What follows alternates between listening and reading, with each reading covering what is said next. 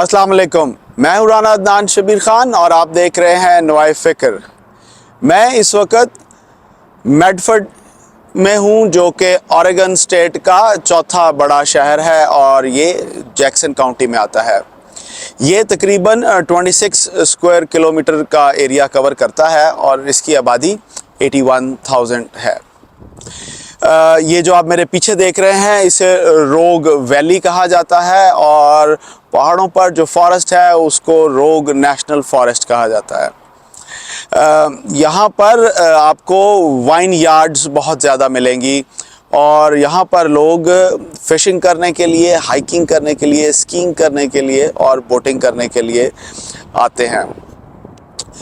चलते हैं कि पाकिस्तान में इस वक्त खताबत की वोटिंग हो रही है between prime minister and between president of Pakistan.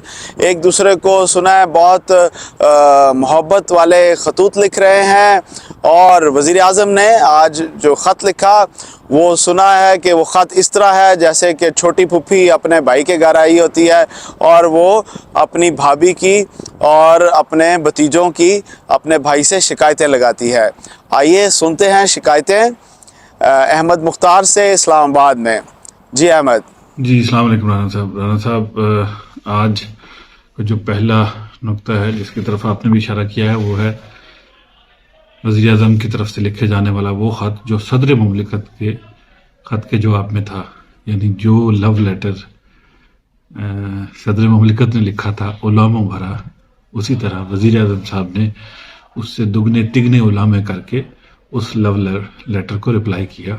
दोनों की आपस में जो प्यार है वो काफ़ी ज़्यादा बढ़ता जा रहा है और वो खतूत में नज़र भी आ रहा है कि उसमें उलामों को डबल ट्रिपल करके पेश किया जा रहा है। सदर मुमलिकत ने जो उलामे पेश किए उसका जवाब में वज़ीर आज़म साहब ने 2-3 गुना कह लें कि वो ताने उनके साथ भरपूर बना के पेश की। उन्होंने कहा कि जनाब आपने असम्बलियाँ तोड़ी, सुप्रीम कोर्ट ने उसको रिवर्स कर दिया और आपने मेरा हलफ भी ना लिया।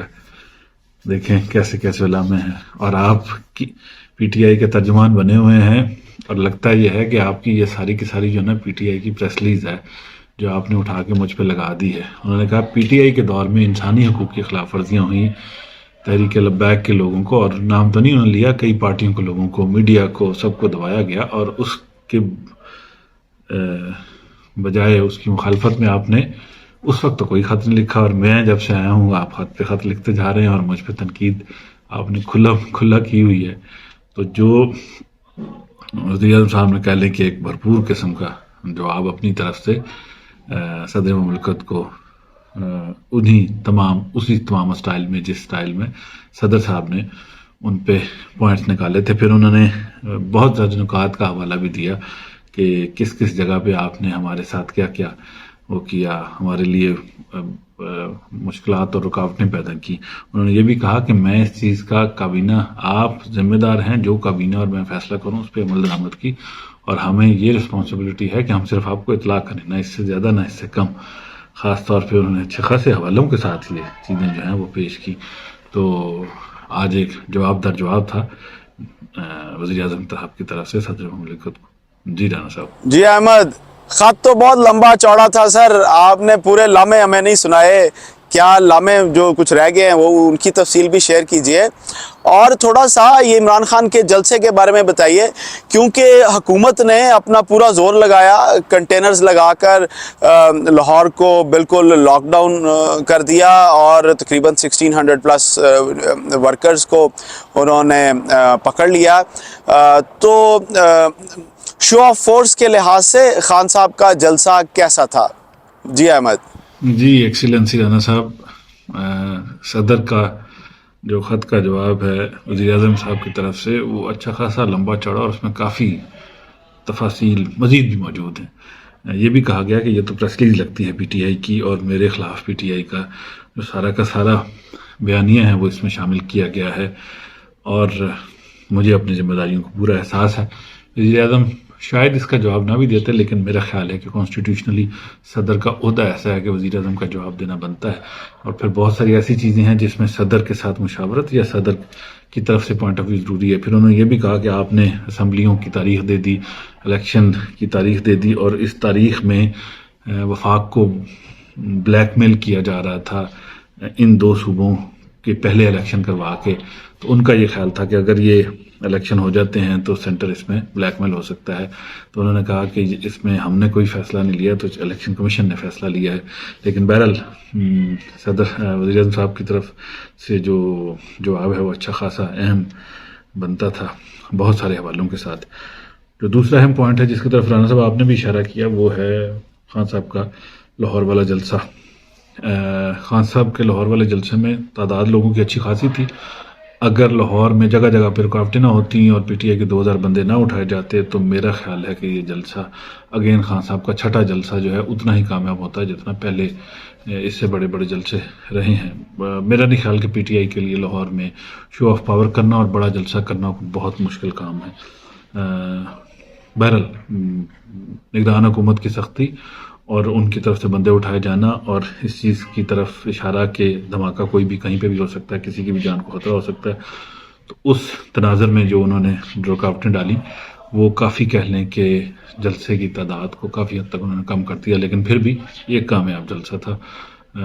ناکام جلسہ تو ہم اسے ہرگز نہیں کہہ سکتے, کامیاب ضرور تھا. بہت بڑا اتنا بڑا شاید نہیں تھا یا بہت بڑا نہیں تھا. رمضان کا بھی کافی اثر تھا, لوگوں نے سحری کے لیے نکلنا تھا, تو کافی پوائنٹ تھے اس میں اس کی تعداد کے حوالے سے. باقی جو نکات ہیں اس کو بھی رانا صاحب کچھ آپ بھی ڈسکس کیجئے, کچھ میں بھی کرتا ہوں. جی احمد, اپنے اس جلسے میں خان صاحب نے ایک بڑی دھواں دار تقریر کی. تقریباً 1.5 گھنٹے تک وہ اپنے ورکروں سے اور عوام سے اور پاکستان سے خطاب کرتے رہے, جس میں انہوں نے اپنا ایک 10 پوائنٹ ایجنڈا دیا, یا یہ کہہ لیں کہ اپنی فیوچر اکنامک پالیسی کو آؤٹ لائن کیا. تو ہمیں اس میں انٹرسٹ ہے کہ کیونکہ پاکستان کا اس وقت سب سے بڑا مسئلہ ہی اکانومی ہے, اور جب خان صاحب کی حکومت تھی اس وقت بھی اکانومی ان کے کنٹرول میں نہیں آ رہی تھی. تو آپ اس 10 پوائنٹ اکنامک ایجنڈے کو کیسے دیکھتے ہیں اور اس کی تفصیل ہمارے ساتھ شیئر کیجئے. جی احمد. جی رانا صاحب, جلسے کے علاوہ خان صاحب کا جو خطاب تھا بڑا اہم تھا. میرا خیال ہے خان صاحب نے اس پہ کام کیا, اور جو بڑا ضروری کام تھا وہ یہ تھا کہ انہوں نے اکانومی پہ کام کیا. انہوں نے 10 پوائنٹ ایجنڈے کے دیے کہ ہم اس طریقے سے اکانومی کو بہتر کریں گے. پوائنٹ کافی سینسیبل ہیں, جس میں ایک پوائنٹ یہ ہے کہ آئی ایم ایف کو چھوڑ کے ہم اپنے جو غیر ممالک میں پاکستانی رہتے ہیں, جیسے رانا صاحب آپ ہیں, ان کی مدد سے ملک کے جو ریونیوز ہیں, ملک کے جو ڈالرز ہیں, ان کو بڑھائیں گے. کسی حد تک کی بات ٹھیک ہے رانا صاحب. کسی دور میں انڈیا کا یہ حال ہو گیا تھا کہ وہ سونا اٹھا کے یو کے لے کے گئے تھے منت ترلا کرنے کہ ہمیں ڈالر دے دیں, ہمیں تجارت کے لیے چاہیے. پھر اس کے بعد سے انہوں نے نان ریزیڈنٹ انڈینز, یا جیسے نان ریزیڈنٹ پاکستانیز ہیں, ڈائسپورا جن کو ہم کہتے ہیں, غیر ملک میں رہنے والے لوگ جیسے آپ ہیں اور لوگ ہیں, تو ان کی مدد سے انہوں نے اپنا فارکس ریزرو بلڈ کرنا شروع کیا. اور الٹیمیٹلی اس وقت ان کی ایکسپورٹس جو ہیں, اور ساتھ ساتھ صنعتی ترقی بہت اہم ہے, صنعتی ترقی کو بھی انہوں نے بہتر کیا. اور اب یہ سچویشن ہے کہ ان کی جو آئی ٹی کی ایکسپورٹس ہیں وہ سعودی عرب کی تیل کی ایکسپورٹس کے برابر $160 بلین تک چلی گئی ہیں.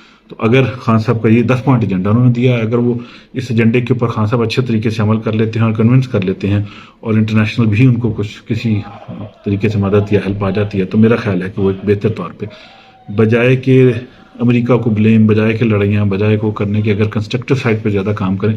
یہ میں نے دیکھا خان صاحب نے بڑا سینسیبل یہ کام کیا کہ یہ جو 10 پوائنٹ ایجنڈا دے کے یہ بتانے کی کوشش کی کہ حکومت اکانومی میں ناکام ہے, ہم اسے چلا سکتے ہیں. تو اگر واقعی وہ اچھی ٹیم بلڈ کر لیتے ہیں اور گورننس ان کی بہتر ہوتی ہے, جو کہ پچھلی دفعہ نہیں ہوئی تھی معذرت کے ساتھ, اگر وہ کر لیتے ہیں تو پھر ملک کا مستقبل کافی بہتر ہو سکتا ہے. اور کسی بھی طرح سے گورنمنٹ آئے, خان صاحب کی آئے, خان صاحب کسی کے ساتھ مل کے گورنمنٹ بنائیں یا جیسے بھی ہو, یا تیسری کوئی بھی آپشن کوئی اور پارٹی بنائے, تو ان تینوں صورتوں میں جو بھی حکومت بناتی ہے, پی ڈی ایم کی آئے یا جس کی بھی حکومت بنے, اگر ملک کی اقتصادی ترقی بہتر ہو گئی تو ملک کی سیکیورٹی بھی بہتر ہو جائے گی, اور ملک بہت زیادہ بہتری کی طرف گامزن ہو جائے گا, جس کی ابھی اشد ضرورت ہے. تو یہ میرا خیال تھا کہ خان صاحب نے اچھا پوائنٹ دیا کہ انہوں نے 10 پوائنٹ کا ایجنڈا دے کے ملک کی اقتصادی صورتحال بہتر بنانے کی طرف جو ہے اپنا ایک پوائنٹ آف ویو پیش کر دیا. تو میرا خیال ہے کہ یہ جلسہ جو ہے یہ ایک قسم کی کامیابی تھی, مجھے یہی لگ رہا ہے. جی رانا صاحب. جی احمد, خان صاحب کے لیے میری ایک درخواست ہے کہ جو وعدہ کیا وہ نبھانا پڑے گا. जो वादा किया वो निभाना पड़ेगा, रोके ज़माना चाहे रोके IMF, इकॉनमी को सीधा लाना पड़ेगा। अहमद, हमें थोड़ा सा ज़रा बताइएगा कि सुप्रीम कोर्ट कब तक PTI की उस दरख्वास्त पर जो कंटेम्प्ट ऑफ कोर्ट जो कि प्राइम मिनिस्टर और चीफ इलेक्शन कमिश्नर के ख़िलाफ़ जमा कराई गई है, क्योंकि डायरी नंबर तो उसको लग गया है, वो कब तक आपका ख्याल है कि इसको सुनेंगे और किस स्पीड से सुनेंगे, और कोई खुशखबरी भी सुनाएंगे या नहीं सुनाएंगे? इसके साथ साथ हमें थोड़ा सा सेंसस मरदमशुमारी भी हो रही थी, वो कितने % हो गई है और कितनी रह गई है और उसका क्या इम्पैक्ट होगा आने वाले इलेक्शंस पर, ये बातें हमें भी थोड़ा सा बताएं। जी अहमद। जी राना साहब, सुप्रीम कोर्ट ने डायरी लगा दी थी और कल से मेरा ख्याल है सुप्रीम कोर्ट हो सकता है इस केस को पिकअप कर ले PTI प्राइम मिनिस्टर के अगेंस्ट और चीफ इलेक्शन कमिश्नर के अगेंस्ट कॉन्स्टिट्यूशन को ओवर रूल करने और कॉन्स्टिट्यूशन को ना मानने के हवाले से, कंटेम्प्ट ऑफ कोर्ट के हवाले से भी एक प्ली फाइल कर दी है PTI ने अगेन। तो अब देखते हैं कि इस पे क्या सिचुएशन बनती है। कल से मंडे से सुप्रीम कोर्ट अगर इसको पिकअप कर लेती है या ऑनवर्ड किसी भी दिन पिकअप करती है, तो जिस तरीके से भी ये इसको आगे लेके चलेगी, इलेक्शन करवाती है 2 सूबों में या इसके अलावा फर्दर भी कोई सख्त बात करती है जिसका कोई पता नहीं है, मेरा ये इस मौके पे ख्याल किसी भी तरीके से जाहिर करना मुनासिब बात नहीं लगता। लेकिन कोर्ट अगर इसको टेकअप भी कर ले और इसकी प्रोसीडिंग करे और जितना जल्दी इस केस को निपटा दे, तो उसमें लगता यही है कि जैसे भी कोर्ट पहले भी कह चुकी है कि इलेक्शन की तरफ जाना है। अगर अभी भी नहीं आते तो 2 महीने बाद तो जाना पड़ेगा ना राना साहब। तो इसलिए अगर हुकूमत किसी तरीके से फैसला कर ले, हालात को बेहतर कर ले, माना कि अटैक हुए और सिक्योरिटी के अटैक मैटर भी करते हैं, हमारा मुल्क वैसे ही सिक्योरिटी स्टेट कह लें या जो भी सिचुएशन कह लें, हमें दहशत गर्दों के हमले से लेके कभी एक हमसाया शुरू हो जाता है, कभी दूसरा हमसाया, कभी कहीं और से तीसरा हमसाया शुरू हो जाता है, हमसाया ना भी हो वो भी शुरू हो जाता है, तो हमारे खिलाफ तो लगे रहते हैं। लेकिन इवन देन इस सारी सिचुएशन के बावजूद भी देखना यह है कि हम कैसे आगे चलते हैं, और ज़रूरी है कि सुप्रीम कोर्ट इसको ले, फैसला करे, इलेक्शन की तरफ जाएं, जो भी सिचुएशन बनाए बेहतर होगा मुल्क के लिए और एक स्टेबिलिटी आ जाएगी। आखिरी एक बात छोटी सी करता चलूं कि सेंसस के हवाले से, सेंसस कुछ गिना गया है, कुछ सिंध कराची वालों के एतराज़ात थे, मरदमशुमारी जिसे हम कह लें 60% मरदमशुमारी अभी तक मुकम्मल हुई है राना साहब, और 60% में तकरीबन 140 मिलियन लोग, 14 करोड़ लोग गिने जा चुके हैं। कराची में उन्होंने कहा कि ज़रूरी नहीं कराची के बाद 3 करोड़ ही निकले, अभी तक 85 लाख गिनी गई है, बाकी देखेंगे। और सिंध में तकरीबन 1 करोड़ के करीब हाउसेज जो हैं, वो घर जो हैं वो गिने जा चुके हैं।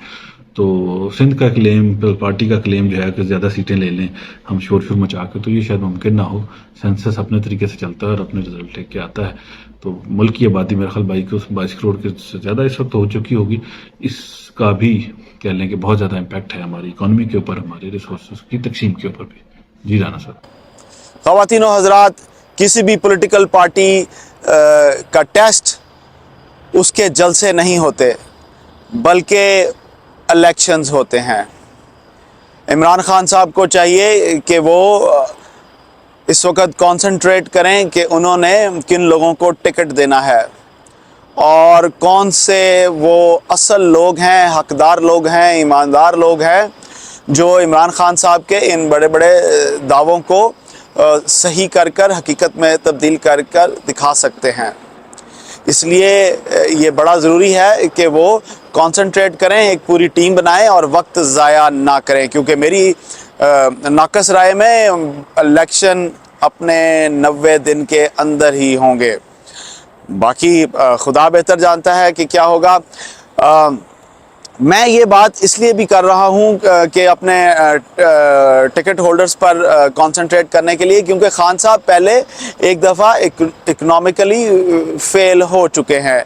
हमें याद है उनके वो 50 लाख घर हमें भूले नहीं हैं, उनका वादा हमें अभी भी याद है। 1 करोड़ नौकरियों का वादा भी हमें याद है, और खान साहब की वो स्टेटमेंट भी हमें याद है कि घबराना नहीं है। और हमें ये भी याद है कि वो उस वक्त भी कहते थे कि फ्यूल की प्राइस मेरी मजबूरी है बढ़ाना, क्योंकि इंटरनेशनल मार्केट में फ्यूल की प्राइस बहुत ऊपर चली गई है। ٹیکس نیٹ میں لوگوں کو لاتے لاتے شبر زیدی صاحب کو گھر بھی جانا پڑا، ہمیں وہ بھی یاد ہے۔ بہرحال ہم پاکستانی لوگ جذباتی لوگ ہیں، جذبات میں بہک جاتے ہیں، اور ہم نے بہت سارے چورن خریدے ہیں جن میں روٹی کپڑا مکان اور خان صاحب کے انصاف کا چورن بھی شامل ہے۔ تو ایک دفعہ پھر خرید لیتے ہیں، کوئی حرج نہیں ہے اس میں، کیونکہ ہمیں پازیٹیو سوچنا چاہیے اور ہمیں امید رکھنی چاہیے کہ اگلی حکومت جو بھی آئے گی وہ ہمارے مسائل کو حل کرے گی، اور ہمیں لائنوں میں لگ کر مفت آٹا نہیں لینا پڑے گا۔ ہماری اکنامک کنڈیشن، ہماری بائنگ پار، ہماری پرچیزنگ پار اتنی ہو جائے گی کہ ہم اپنے خرچے خود اٹھا سکیں گے اور آٹا بازار میں جا کر خرید سکیں گے۔ میں پروفیسر اشفاق کی اس دعا کے ساتھ آپ سے اجازت لوں گا۔ اللہ ہم سب کو آسانیاں نصیب فرمائے اور آسانیاں تقسیم کرنا نصیب فرمائے۔ السلام علیکم۔